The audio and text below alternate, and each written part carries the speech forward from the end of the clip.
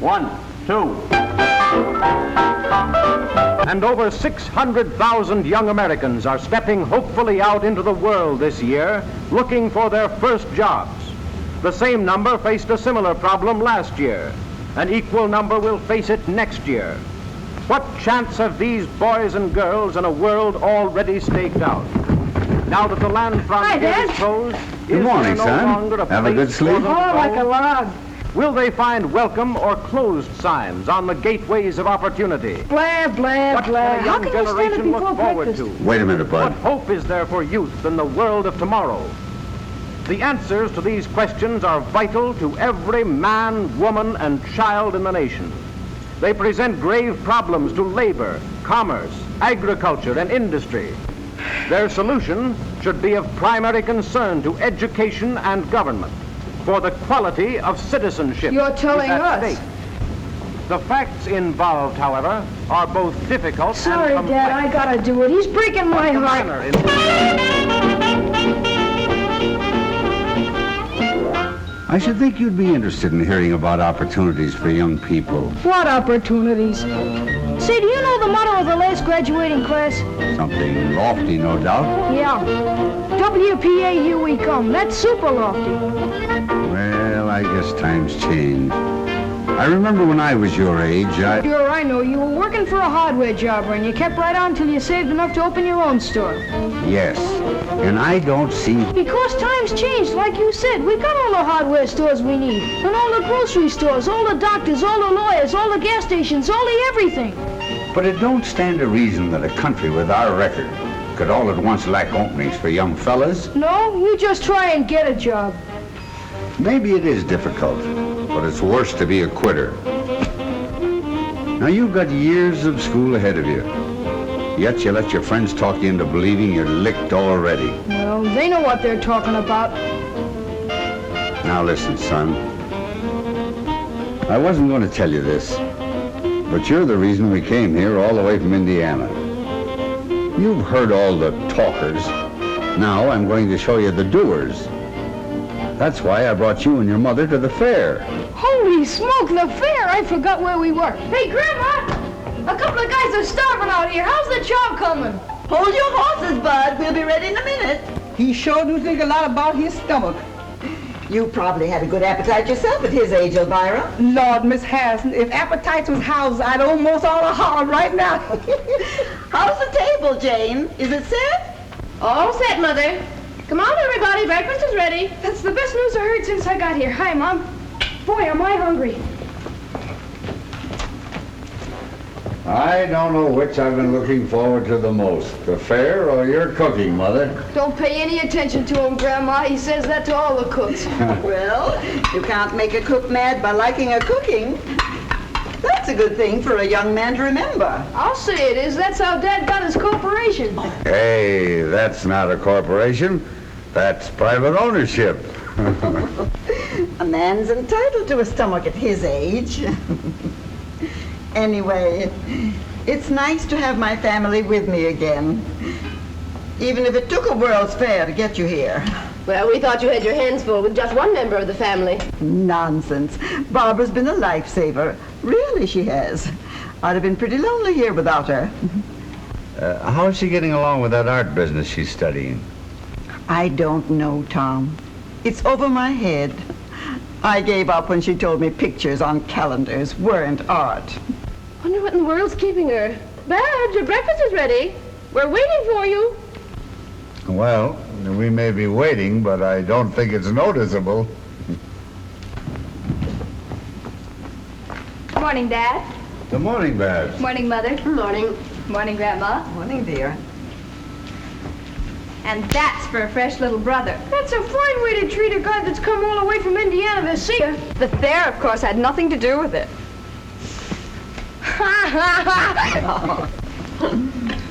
My, I never realized what a good-looking daughter I had.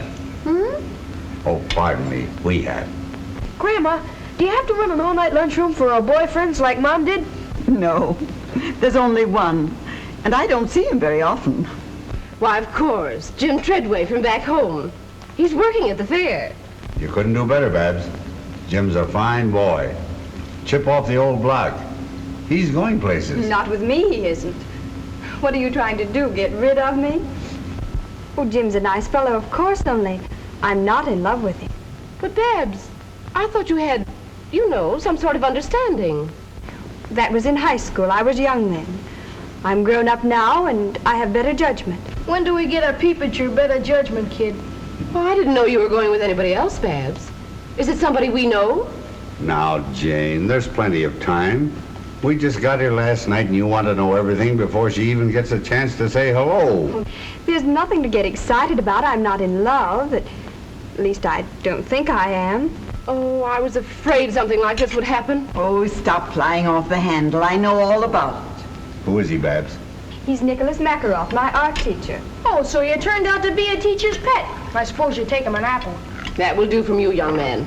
Nick's been in America since he was a little boy. But he knows the world like we know Main Street. He's a genius. You like him. Oh, sure we will. Anybody you like is okay with us. Oh, I've got to be running along. I'm late. Where'll I meet you for lunch? Well, I thought it'd be kind of nice if we looked up Jim Treadway first. His folks said he's working at the Westinghouse building. Supposing we all meet there. Babs, why don't you bring Mr. your friend along? We'd love to meet him. Sure, fetch him along, Babs. Well, all right, if he can get away. He's awfully busy right now, but I'll ask him. Goodbye. Goodbye, Bye-bye. dear. Yes, sir. It's just what this family needs. An artist. Now maybe we can get the house painted for nothing.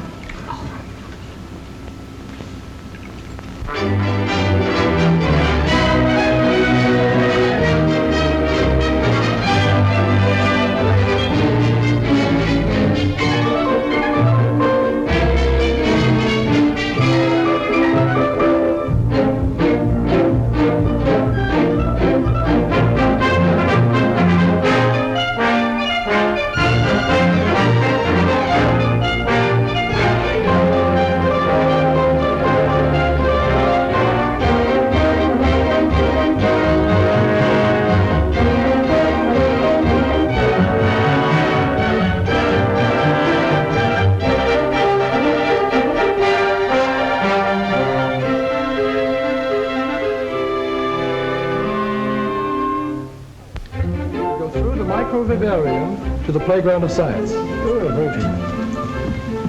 Jim, how's the boy? Hello, Bud! The same old Bud. That's a new one, isn't it? Yeah, isn't it a beaut? Hello, Jim. Hello, Mrs. Harrison.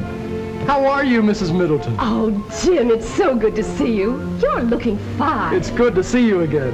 Hello, Mr. Middleton. How are you? Put her there, Jim. You're certainly a sight for sore eyes. It's sure grand to see somebody from the old hometown.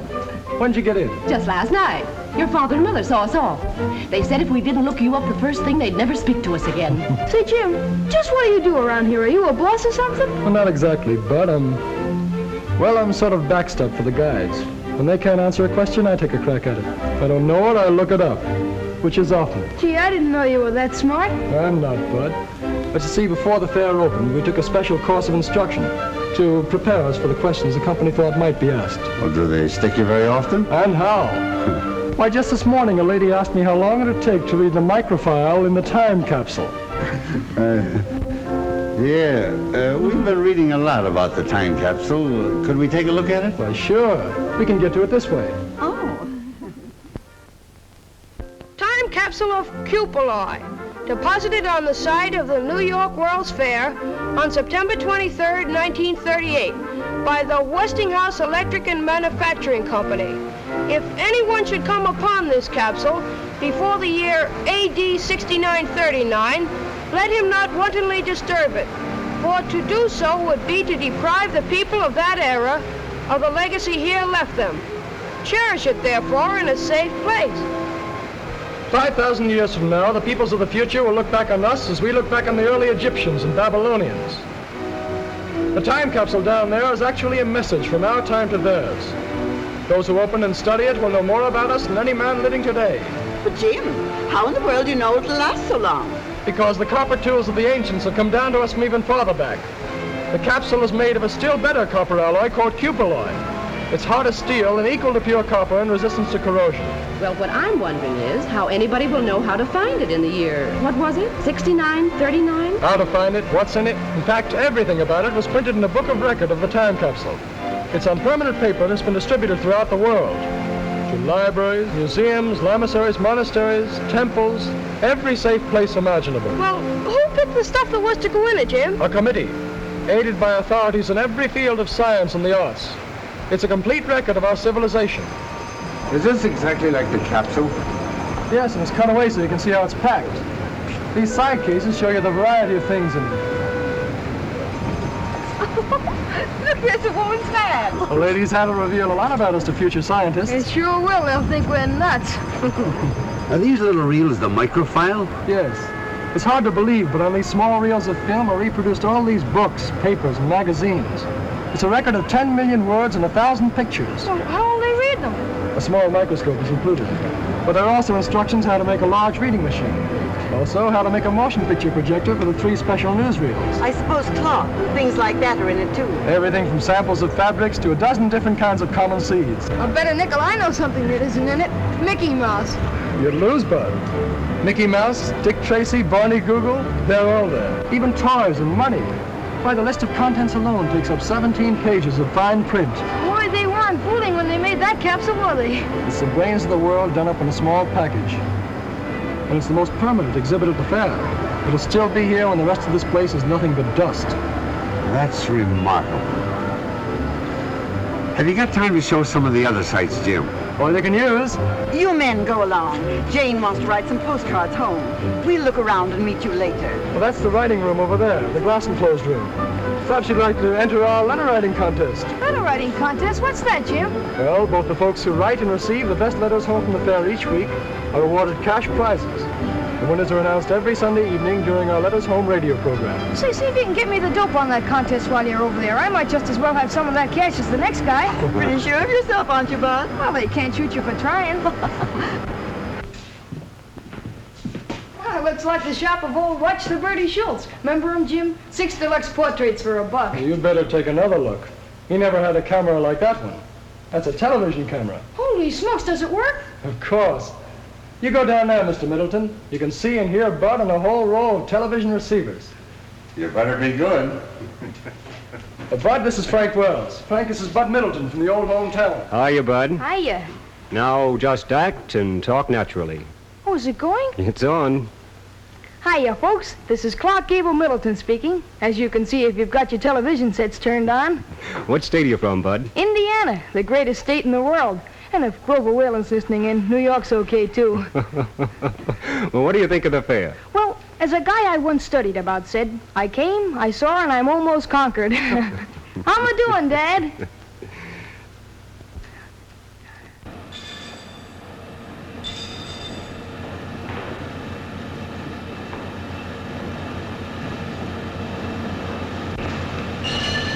We call this the playground of science. But it really covers a lot of our normal research activities. Most of the exhibits are made so the visitors can operate them. Built-in watchman. Well, what's it do? The bimetal discs like these are used for the control of current in our electric irons, refrigerators, and other home devices. They save you money by shutting off the current as soon as the right temperature has been reached. Well, that's a new one on me. They're used by the millions. Only they're hidden in the appliances where you can't see them. Oh, what's that? Well, that's the planticizer.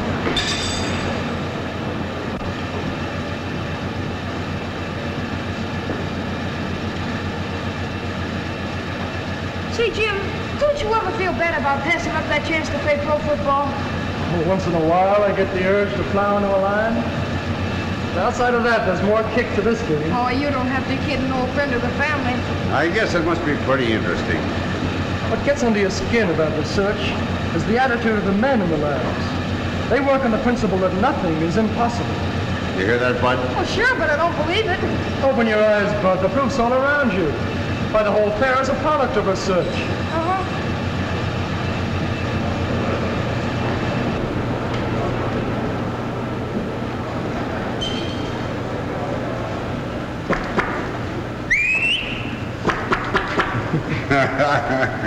One can't help marveling at all the new things they're inventing every day. A company can't stand still under the American system of private enterprise.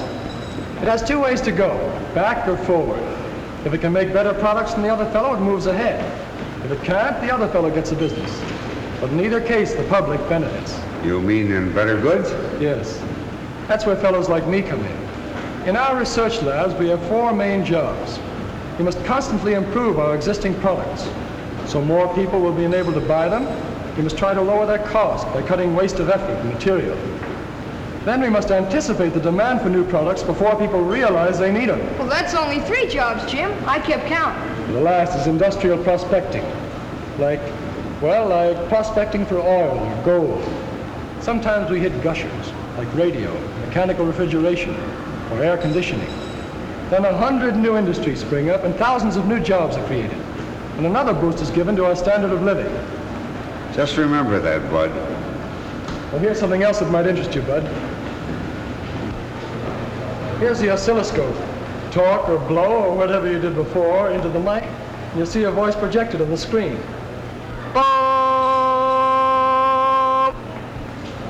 Tell me, Jim, do you honestly believe that industry can make enough jobs in the future to take care of the young people that are coming along? I think the problem is going to be the other way around. Industry will make so many jobs there won't be enough people to fill them. So you don't believe me, do you? Well, you sound like you're in cahoots with Dad. From all I've You're heard... liable to hear anything these days. You're willing to sit back and let a lot of self-appointed leaders do your thinking for you. Yeah, well, they believe we're on the skid. Yes, and the men who built this fair believe the opposite. And what's more, they back up their belief with $200 million worth of facts. Well, maybe the other side would, too, if they weren't busted. And they'll stay that way, till they learn that prosperity and pessimism don't travel together. But they're like you, Bud. They don't like facts. Oh, I don't mind them, Jim. Good. Then I'll introduce you to a few. Come along.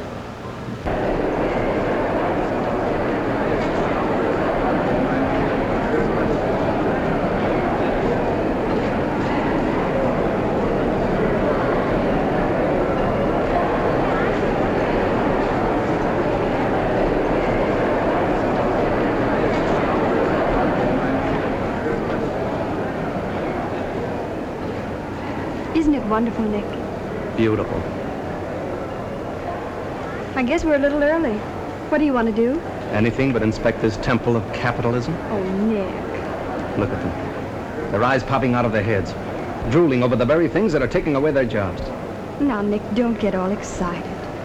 My family thinks that America is a pretty swell place, and I don't want you to disillusion them. I know. I'm here to be exhibited. Mute but beautiful. Don't say that, please. I want them to like you, to know you as I do. Did you tell them we're in love? That I want to marry you? That I've asked you 100 times? Of course I haven't, Nick. It isn't like telling them that I've got a new hat. I have to do it gradually, the right time and the right place. But why all the strategy? We don't have to maneuver like a battery of tanks. We're not at war with your parents. This is between you and me. It isn't as simple as all that, Nick. Listen to me, Babs.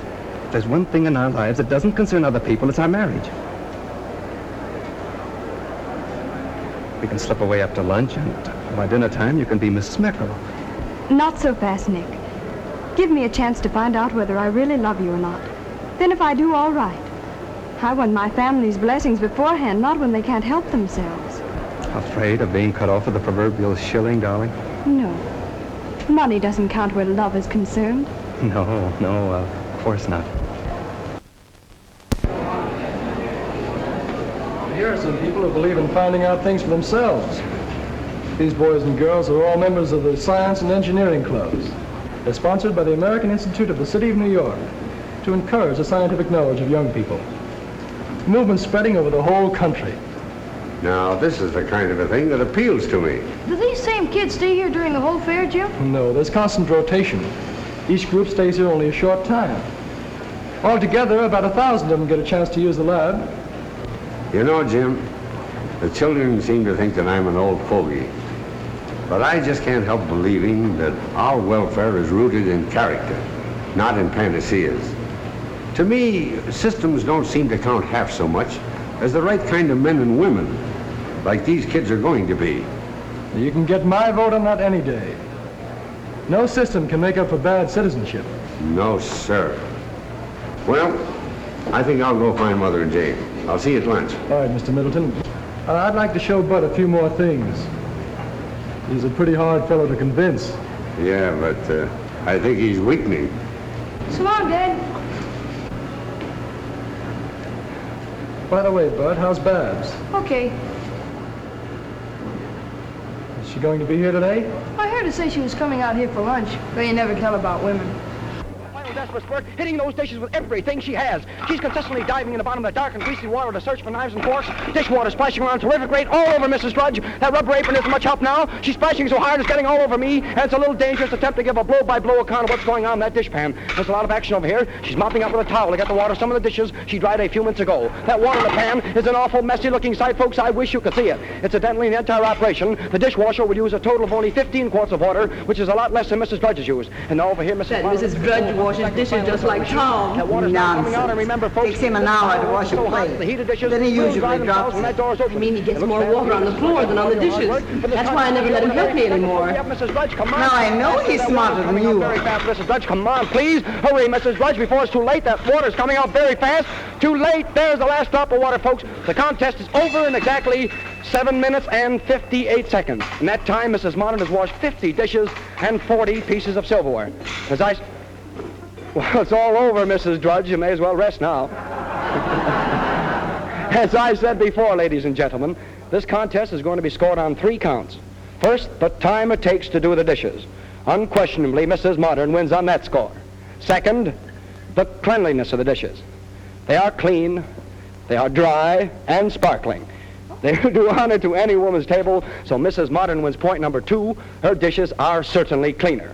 And now, point number 3. The condition of the contestants. Mrs. Modern looks as fresh and neat as when she stepped into the ring, while Mrs. Drudge, well, I'll have to leave that to you. And so, ladies and gentlemen, I give you the winner, Mrs. Modern.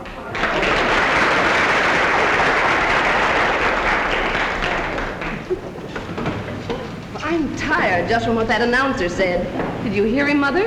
In 15 years, a woman washes, dries, and stacks a pile of dishes 9 times higher than the Empire State Building. Imagine it. Well, that didn't impress me half as much as seeing Mrs. Modern read a paper while her dishes were being washed. She'll look young when she's 100. Hi, Bab. Shake hands with an old pal of yours. Why, Jim, Babs, how are you? It's nice to see you again. you're looking well, as usual. Oh, this is Mr. Makaroff, my art teacher. Nick, this is Jim Treadway, one of the hometown boys. We're glad to know you, Mr. Makaroff. How are you? And this is my little brother, Makaroff. Hello. Oh, say, Babs, we're on our way to the Hall of Power. Why don't you tag along and learn something? Well, there's plenty of time before we meet the folks. I don't know, it might be fun. What do you think, Nick? All right, but don't expect me to be amused. There's nothing funny about the tools of capitalism.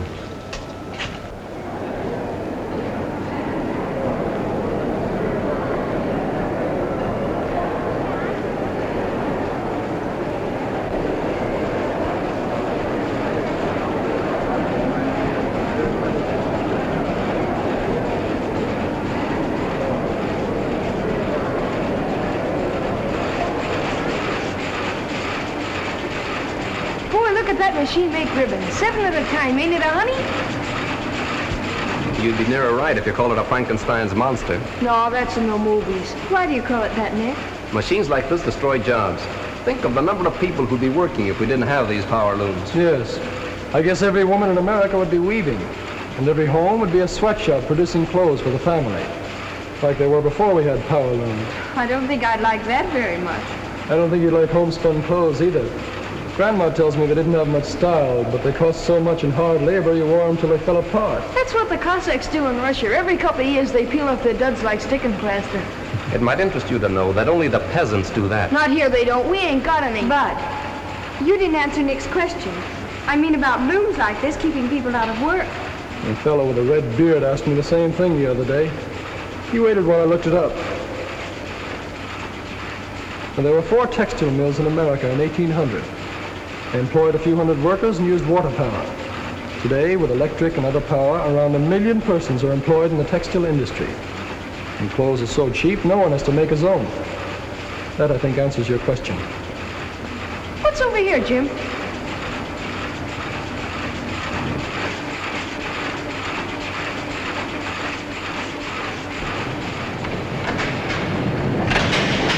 What is it, Jim? Look at that thing go around. It's a manipulator table used in a steel blooming mill. You can control a billet with these switches. Watch out, it's going off. Oh. The photoelectric equipment keeps it on the table. I suppose you're going to tell us machines like this benefit labor.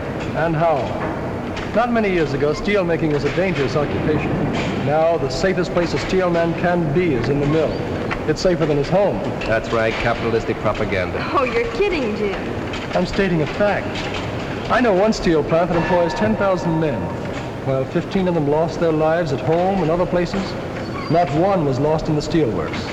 That's hard to believe. Well, there's the answer right there. Electrical control. Instead of swinging a sledgehammer all day and risking his neck, the steel man sits where Bud is and does his work with the master switches.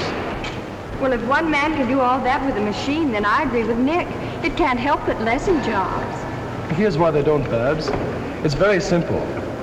Machine production makes better and cheaper products. As a result, more people want and can buy them. That in turn creates a demand for more labor. That's just one of those so-called economic laws that doesn't work in practice.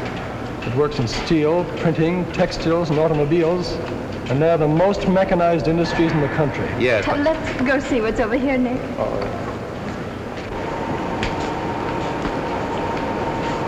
Now you can operate that yourself, Bud. Oh, thanks. Step on the dead man's pedal here, or keep it down always with the running. You step on the right pedal and you stop the machine. That's your brake. This is your gong. Does your company make any really large equipment, Mr. Treadway? Yes, they do. Some so big it has to be shipped piece by piece. For example, an electric furnace we made for a large motor company is 330 feet long. I thought so. Those are the kind of machines that displace men. Mass market industries don't modernize to save jobs, Mr. Makarov. Their aim is to increase production. That's how employment is created. The only way, in fact. General statements don't mean much to me, Mr. Treadway. All right, facts then. I know in 1 year these people spend $9 million for what you call the labor-saving machinery. That same year, they increased their payroll by 40,000 men and $88 million. Funny how a guy with facts can break up an argument. I suppose you think that's funny. Oh, so you can't take it, huh? Don't you think we'd better look up for folks? It must be nearly time for lunch. Yes, I guess you're right. They'll probably be looking for us. Come on, Bill. Okay. Nick, please be careful during lunch. Dad looks on things the same way Jim does, and he might take you seriously. But I am serious. I know, but promise me that you won't start an argument. All right, if you say so. But I won't enjoy myself.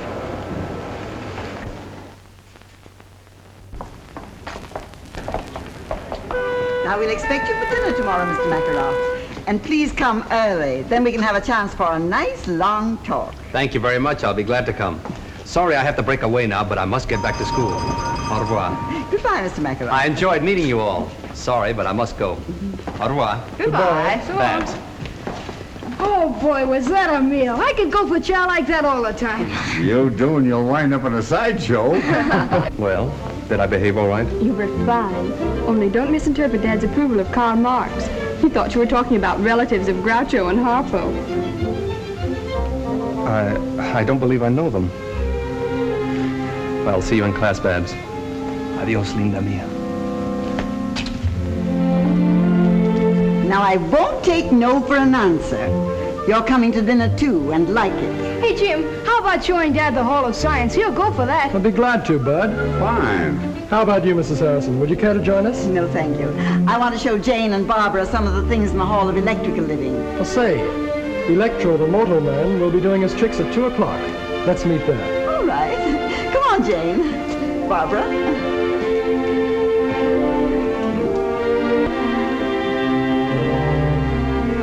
Well, This way.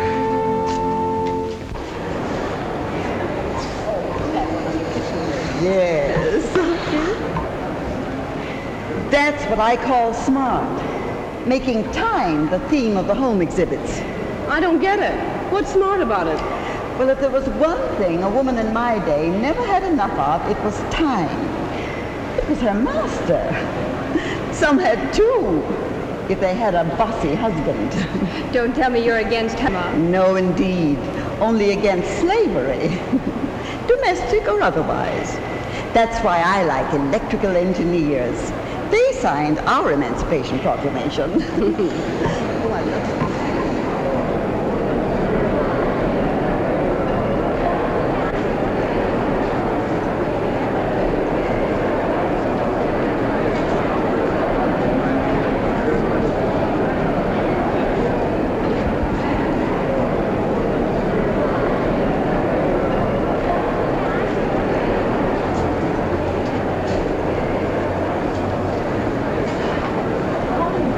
Beautiful kitchen. Neat, isn't it? Neat?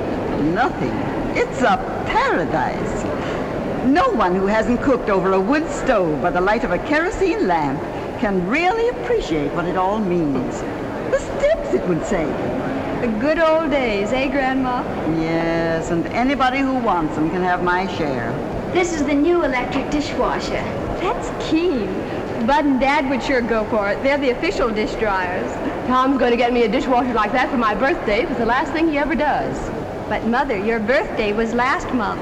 Well, I've just decided I'm going to have another.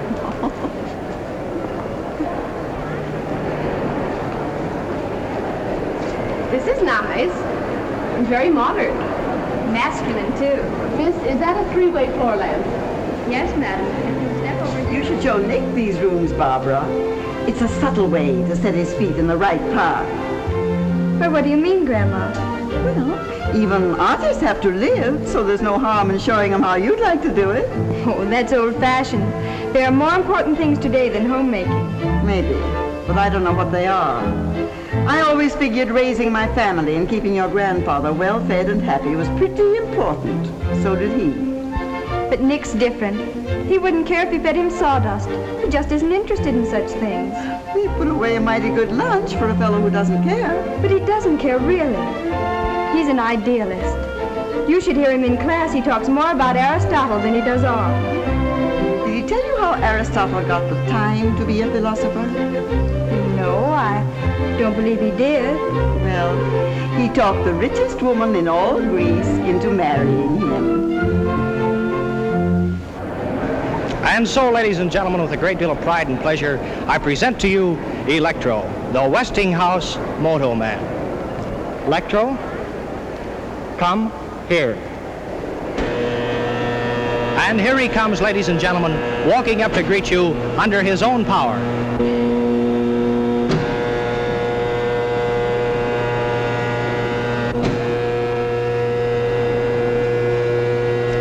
Stop.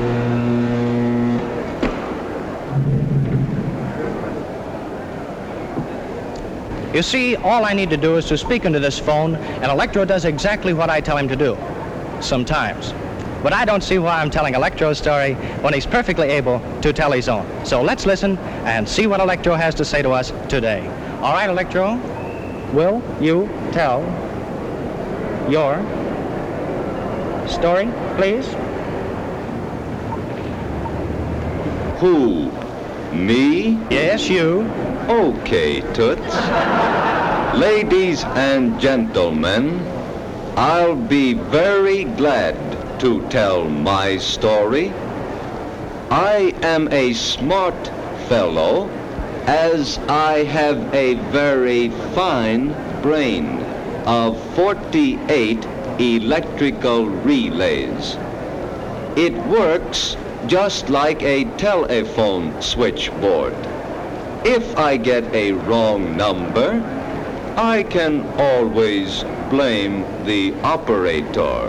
Thank you. And by the way, I see a lot of good numbers out in our audience today. Electro, behave yourself. Quiet, please. I'm doing the talking. I'm sorry. That's the most remarkable thing I've ever seen. Boy, what a guard that guy'd make on my football team. Now, Electro, a moment ago you were bragging about being able to count on your fingers. Do you remember that? Well, we're going to find out about that. Now, do you remember how many children were born at the same time to a certain family up in Canada? Do you remember that? All right, let's see if you do. Count them on your right hand. 1, 2, 3, 4, 5. 5? Well, that's absolutely correct. Why, he's almost human. If he wasn't so big, I'd take him for an engineer. All right, now, Electro, I know you enjoy these, and I'm really going to try to give you a nice pleasure out of these. So here you are. You got that? Now hold on to it. You may now smoke this cigarette. Go on. Oh, yes, Electro, you do need a light, too, don't you? All right, here you are.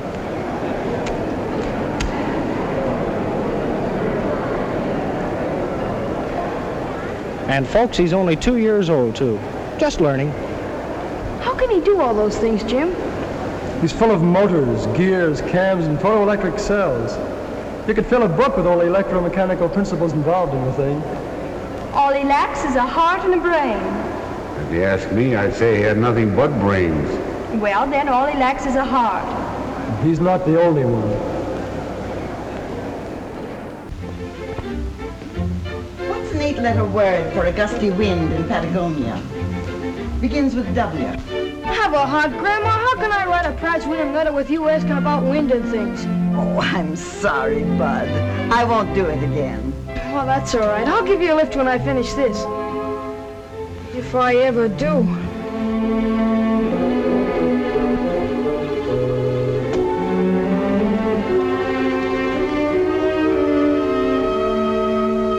Say, Jim, what would happen if all the things Westinghouse developed first just disappeared? Well, suddenly, I mean. Well, it's easy. There'd be no electrical industry. It'll put the world back 50 years. Why do you ask? Well, I figured all the others would write about what they saw at the fair. So if I tell them what wouldn't be there without Westinghouse, I won't have any competition. You got something there, Bud. Go to it. Hey, wait a minute, Jim. I need some facts. All right. Just consider 3 out of the thousands of things we pioneered and where we'd be without them. Oh, just a second. All right, go ahead. First, alternating current, or AC as most people call it. It permits the economical sending of electric power long distances from where it's generated. Second, the steam turbines for use in the big power stations where electricity is made. And third, radio broadcasting. The Westinghouse station KDKA at Pittsburgh was the first to broadcast programs on a regular schedule. Do you think those are enough? Well, we make over 8,000 other products you could mention. I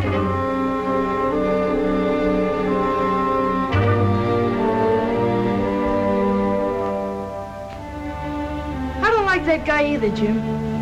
I didn't say I didn't like him. Well, you'd be surprised what a fellow like me finds out just keeping his eyes open. Jim, come over and talk to me. Sit down. How are you coming along? Well, I thought I was doing all right until Babs, well, turned from science to art. You're just like your father. He wasn't very smart where women were concerned either. It wasn't until he fell off the roof and broke his leg that your mother found out that she loved him. Do you think that'd help? I don't think it's necessary. Most women, you'll find, pick husbands who see the world pretty much as they do, who think as they do about religion, war, politics, yes, even communism. They do it unconsciously. It's bred into them from childhood. Yes, but they can make mistakes, too. And they can also correct them if you give them a little time. I never knew time had so much to do with love. I don't understand what you mean exactly by abstract form, Nick. That's the trouble with verbal language. It's too clumsy to express elusive qualities. But to me, abstract form is the essential substructure. In short, the fundamental rhythm underlying our conceptions of spatial limitations. Do I make myself clear? Oh, perfectly. It's very clear now, thanks.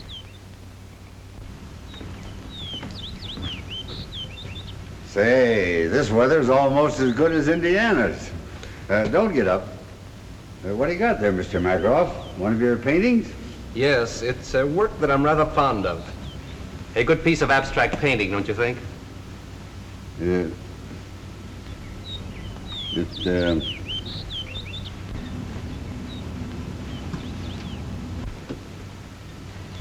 Oh. It's remarkable. Certainly got a lot of color. No doubt about that. What does it represent? Represent? Why, it doesn't represent anything. Why should it? It's a picture, an independent entity. There's no reason to imitate something else. No, I suppose not. It's just that I'm sort of used to looking at pictures of people and objects, you know. Why? Why? Well, it's,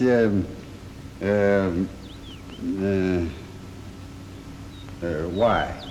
If you want a house or a flower, you can go and look at them. Or if you want them represented, you can have them photographed. So why allow them to intrude into pictures? Yeah, I guess you're right. Well, if you young folks will excuse me, I think I'll take these flowers in and put them in some water. I think they need a drink. Dad's idea of fine art is rearing a two-fisted family. Too bad. He ought to keep up with the times. I meant to show you this before. What do you think of it? Oh, it's unique, all right. I don't think I've ever seen a ring like it. It's really a collector's item, a rare specimen of barbaric jewelry. It's been in our family for about 300 years. 300 years? Notice its color. Why, it's a study in polychromatic harmony. It's beautiful. Really lovely. Oh, no, Nick, I couldn't take a ring like that. Why, it must be priceless. Don't be silly. I want you to have it. No, please, I couldn't think of it, really. Wear it for a while. There's no harm in that. As a favor. Oh, no.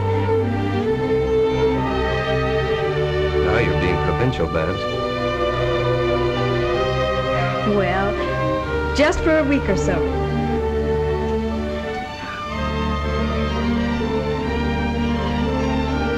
How does it look? Now that you're wearing it, I can tell you. This ring has been for over a dozen generations, the official seal of betrothal in my family. Well, I think the others would like to see it. Mother! Dad!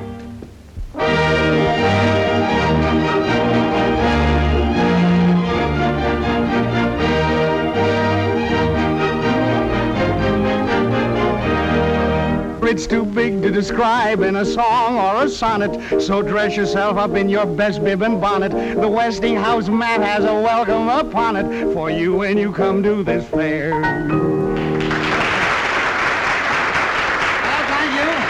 thank you. And now, the fourth winner in our Letters Home contest, a very young man from Riverdale, Indiana. Dear old Indiana, garden spot of America, Mr. Bud Middleton. All right, this way, Bud, and congratulations. Now, your prize-winning letter in the Westinghouse contest made all the judges sit up and take notice. These are unusual judges, that's all they took. Well, let's see, you had all your family with you, according to your letter, so you wrote that letter to a pal of yours back in Riverdale, didn't you? Yeah, to Tubby Parker, but I won't know how much of a pal he is until I get back home and find out if he's been dating my girlfriend. Oh, maybe you made a mistake writing to Tubby. Remember, he gets half of your money, you know. Well, that's okay, but I'm serving notice. That's as far as our sharing goes. Well, that's fair enough. But tell me, Bud, what are you going to do with your prize money? Well, I think I'm going shopping for parts to make a shortwave radio set. There you are, folks, the boy of tomorrow. But no fooling, Bud. Really, you wrote a mighty interesting letter. It described how the fair would look without the electrical contributions of pioneers like Westinghouse. Imagine a fair without electricity. The folks? Hello, folks. But I'm going to spare the details that you went into in your letter, and suppose you just sum up what you said, huh? If it weren't for fellas like these Westinghouse engineers, what would this fair be like? Well, I don't think there'd be any fair. Well, that's fair enough, too, isn't it? And very much to the point. Thank you very much, Bud, for those kind words. But I believe our vice postmaster in charge of judges, our personable Miss Bennett, has the verdict ready as to the grand prize, our double award for the best letter this week's crop. Am I right, Miss Bennett? Yes, I have it here, Mr. Perkins. And who, may I ask, is the lucky winner? The winner is Mr. Bud Middleton. Very good. Oh, boy, the jackpot! Electricity, here they come!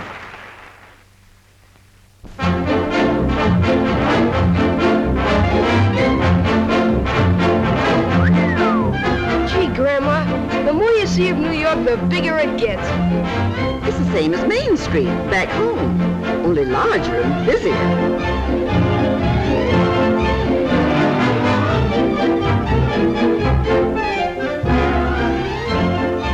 Well, maybe we can get what I need here.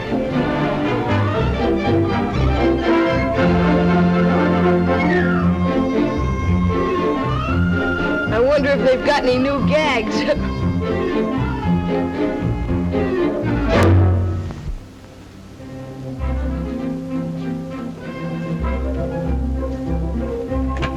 The spitting image or I'll eat your hat without salt. We might be wrong.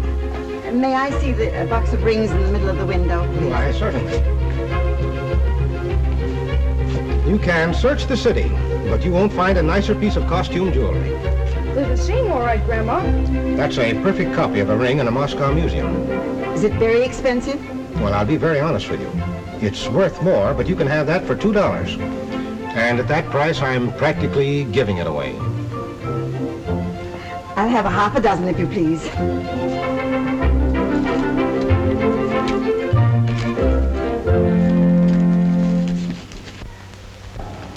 Why don't you let me fix these things, Miss Harrison?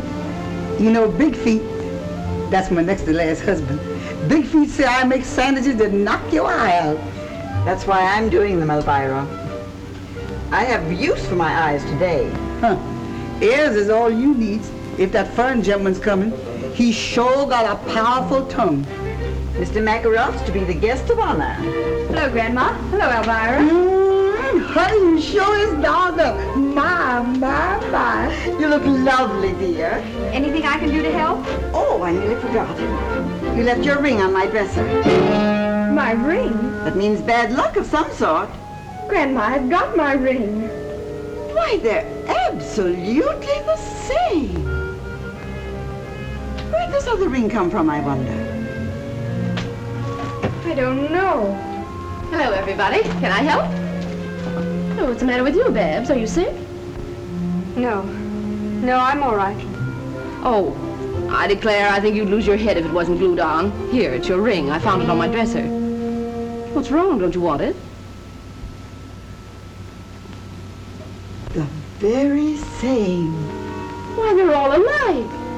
Where'd you get them all, Babs? Land sakes alive.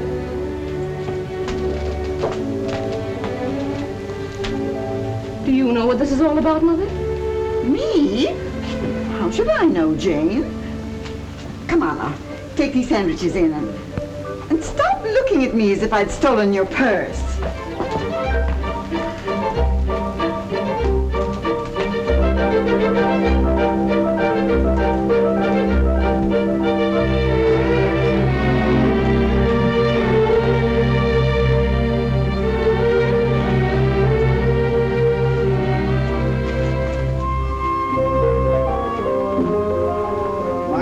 Isn't used to this shaving twice a day. Why I should look pretty is beyond me. He won't even know I'm around. Where's my tobacco? Oh, Babs, you left your ring in the bathroom. You know, that's no way to treat a valuable ring like this. You might lose it. Say, how many of them have you got anyway? Too many. Hi, everybody. Has the eating commenced yet? Gee, I haven't had anything to eat in about 4 hours. Food is good, but the service is awful. Oh, say, kid, just how many rings did that guy Nick give you? Was he in the jewelry business? Well, I found 2 of them in my room. Holy smoke, you got 1 million.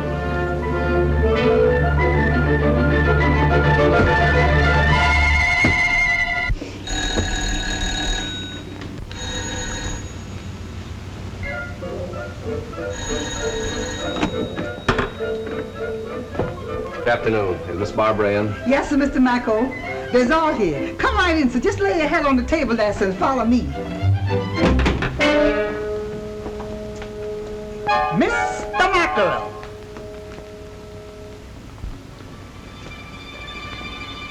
Good afternoon, Mrs. Middleton.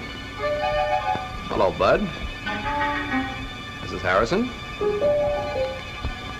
How are you, Mr. Middleton? Babs. Have a Haven't you lost something? Young ladies shouldn't leave their valuables lying around. I found this on the hall table. Quite a study in polychromatic harmony. Don't you think? What? Why, the dirty crook told me there was only one of them. Keep with it, Dad. Give him a chance. Hey, let go of my arms. Will you get up? Hey, come on now. You gotta beat it, Nick. He's a wild man. When he gets going, I can't hold him much longer.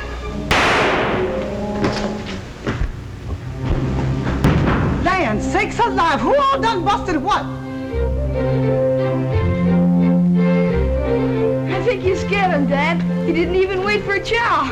You want to be ashamed of yourself, Tom Middleton. What do you mean by carrying a gun? A gun? Why, I don't even own a gun. It is that practical joking son of yours. I'll have you know, Tom Middleton, he's just as much your son as mine. Well, now that the guest of honor has departed, what are we going to do? What are we gonna do? A whole table full of chow in front of us, and you ask what are we gonna do? Oh, I mean afterwards. Well, I know what Mother and I are going to do. We're going to take our shoes off and listen to the radio. Can't you listen to it with them on? We can sit around the house when we get old. Tonight, we're going to look for a silver lining.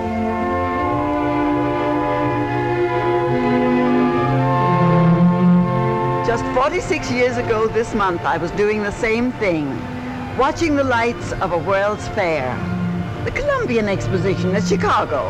That was the first American fair lighted by electricity. Yeah, and Jim's company furnished most of the lighting for it. We've come a long way since then.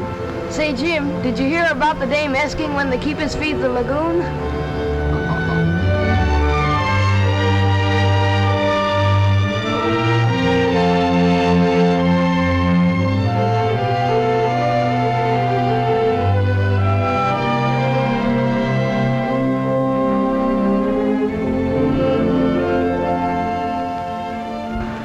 I can't help it, Babs. I've got to talk.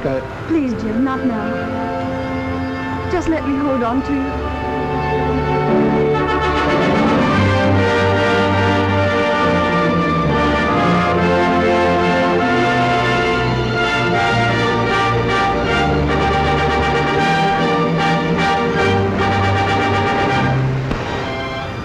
I wonder if the years ahead will be as bright as this.